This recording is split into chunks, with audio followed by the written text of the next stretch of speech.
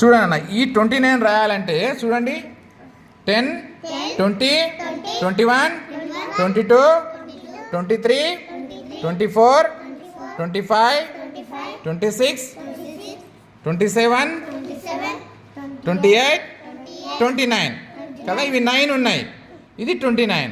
ఇప్పుడు 30 రాయాలంటే ఒకటి కలపాలి కదా. ఇప్పుడు 30 అయింది కదా. ఎప్పుడైతే ఇది 10 అయిందో, ఇది 10 అయితే ఏం చేయాలి మనము? ఇది 10 అయితే ఏం చేయాలి? పుల్లలు 10 అయినప్పుడు ఏం చేయాలి? పుల్లలు 10 అయినప్పుడు ఒక కట్ట కట్టాలి. నేను దాని బదులు దీనికి రబ్బర్ బ్యాండ్, దీని బదులు ఒక కట్ట పెట్టేస్తున్నా, లేదా దీనికే రబ్బర్ బ్యాండ్ వేసేద్దాం. దానికి రబ్బర్ బ్యాండ్ వేసేయండి. 10 అయింది కదా, కట్ట కట్టేసేయండి.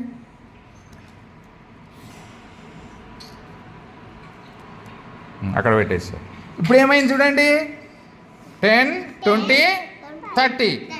ఇక్కడ 30లో మరి 30లో ఏమని రాయచ్చు? 30ని ఏమని రాస్తాం? ఇక 30 అని రాస్తాము. 1s ఏమైనా ఉన్నాయా? ఇక్కడ ఉన్నాయా? కాబట్టి ఏం రాయం, 30 అనే రాస్తాం. దాని స్పెల్లింగ్ నేను రాస్తాను చూడండి, THIRTY. నెక్స్ట్ 31 నుంచి ముందుకు రాసుకుంటూ పోదాం.